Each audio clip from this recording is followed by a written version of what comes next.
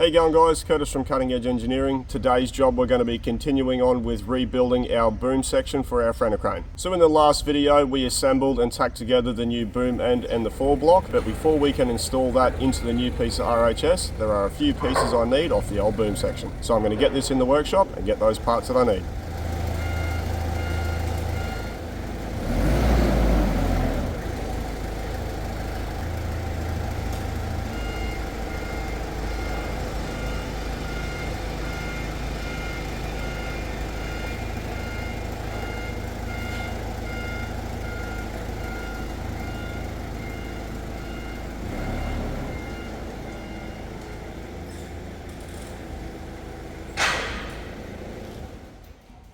So off the old boom section, we're not going to be reusing all of the plates because it would be far too time consuming to gouge them off and clean them up and reuse them. It's more cost effective just to have new ones cut, but there are a few parts here that have had machining done to them. We have two plates, one on either side of the boom that is used for the timing cable, and there's also one on the inside for the other timing cable. So the plates on the side and the top of the boom section, we've just had those laser cut. This bit here, we've just got some flat bar, so we'll bend that into shape and weld that in position. The flat bar that's tacked onto the corners of the boom, that is only there to stop the cable from falling down the side of them while they are extending or retracting. We've also got this mount that a pulley sits on. We'll just be making a new one of those out of hollow bar. So let's get into removing what we need.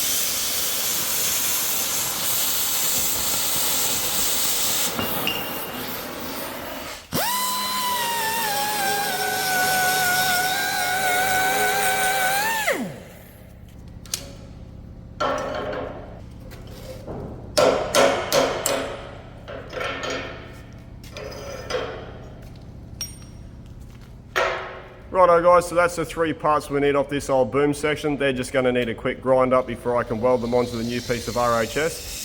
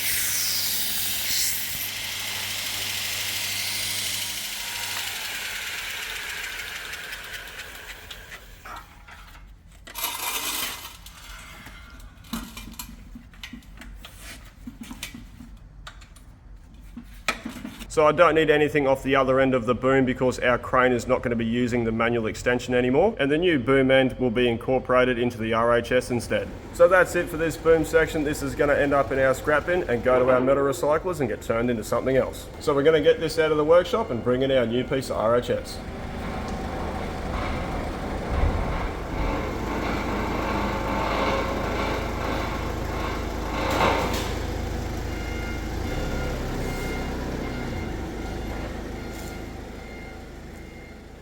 So this is our new piece of RHS. It is a 6 meter length. It is 200 by 300 and it has a 10mm wall thickness. So now we can get on to marking out and tacking on all those plates.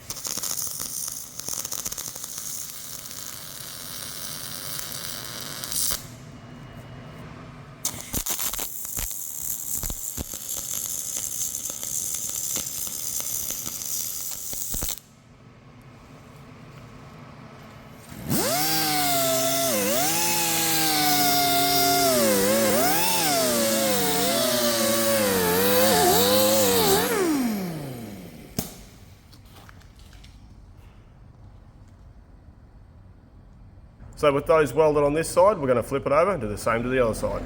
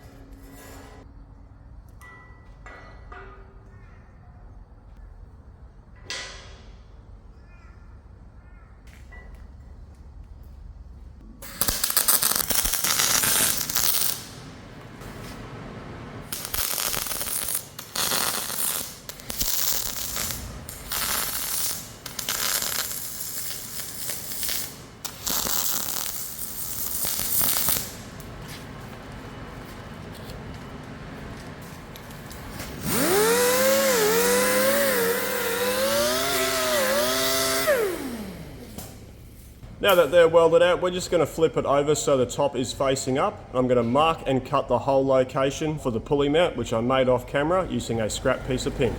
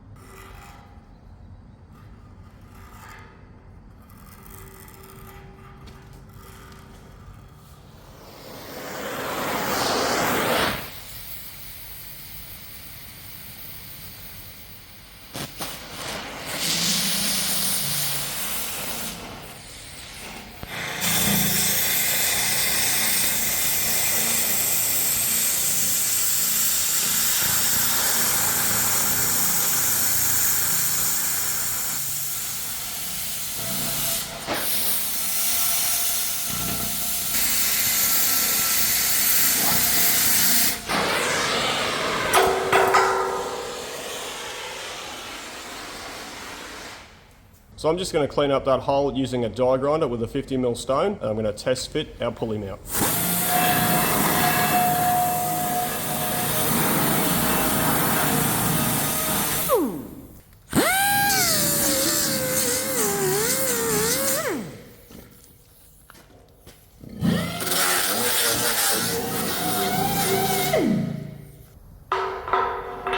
So that fits perfect. Now we're going to weld on the top plates, and they are used for holding the wear pads.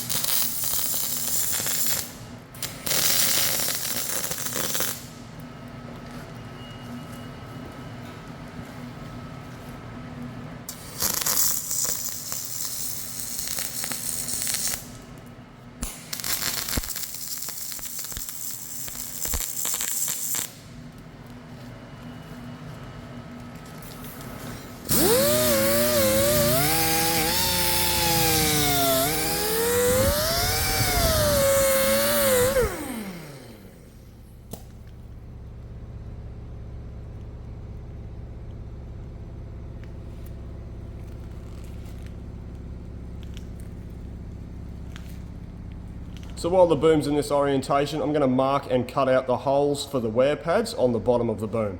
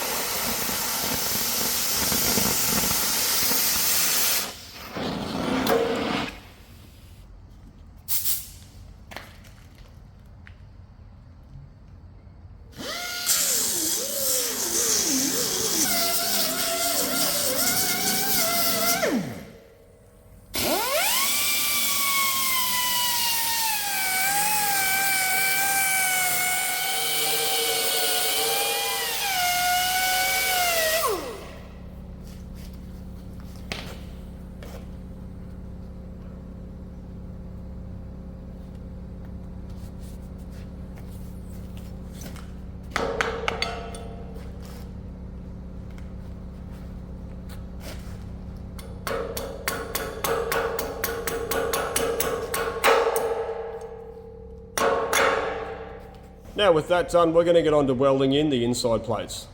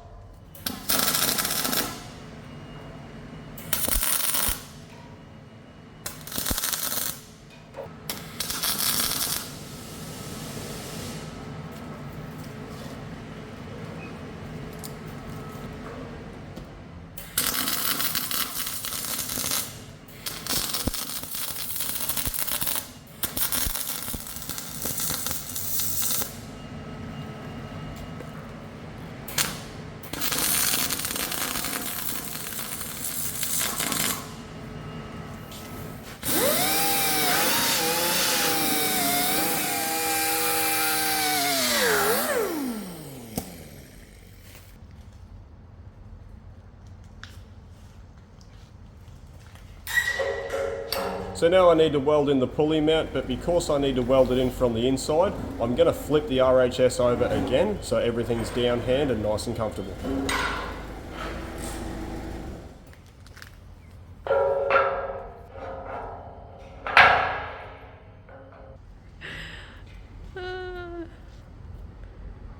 Look at how funny they look.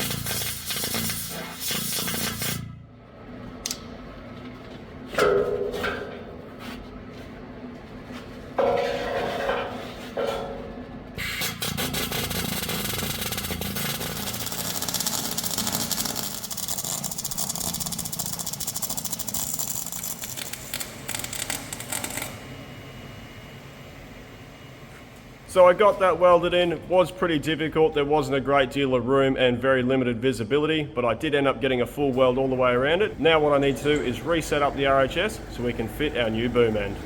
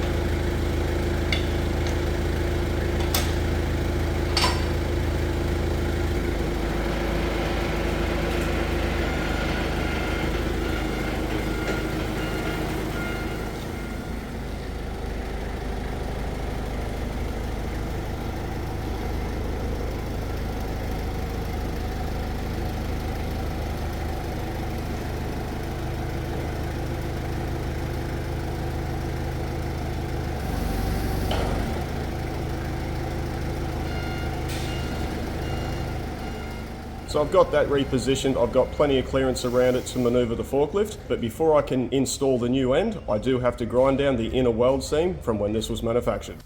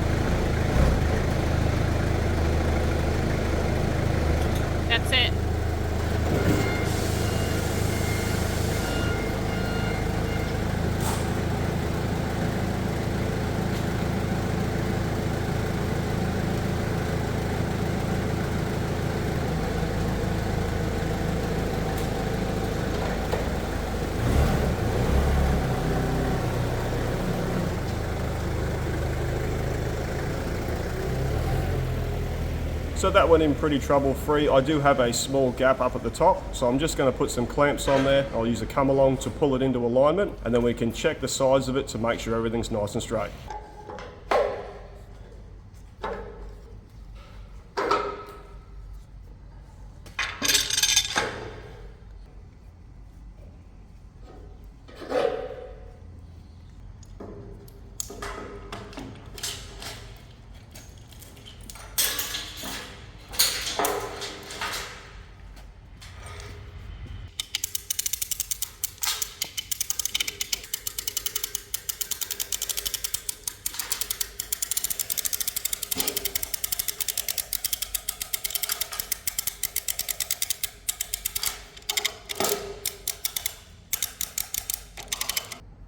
Hard up.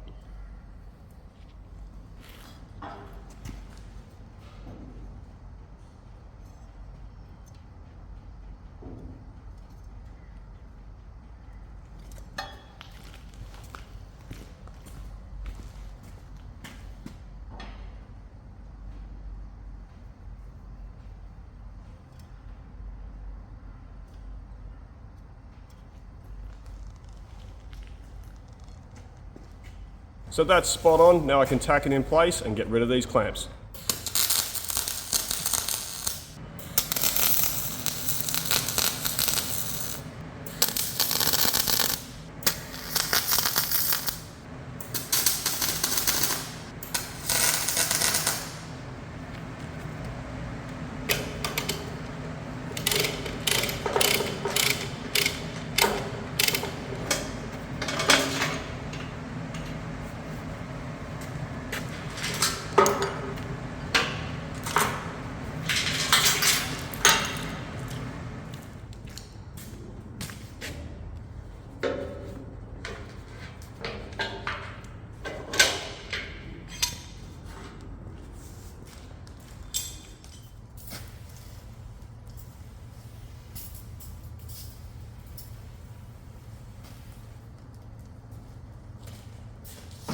So the first thing I'm going to do is I'm going to stitch everything off just to make sure everything's secure, and then I'm going to weld the inside plates to the RHS. And to weld it out, I'm using ER70S6, just standard MIG wire, and the shielding gas is Argo Shield Universal.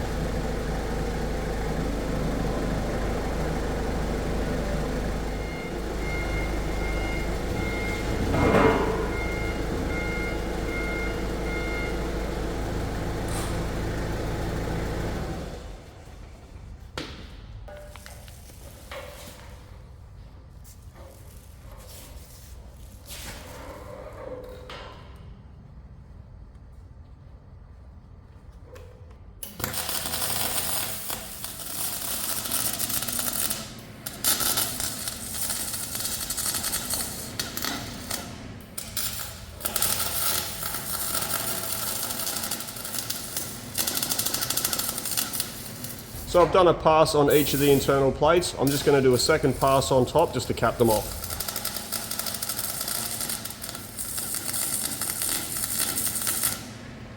So I've done the capping pass on this side, but while it's still set up in this position, I'm going to weld everything I can downhand because it's nice and comfortable.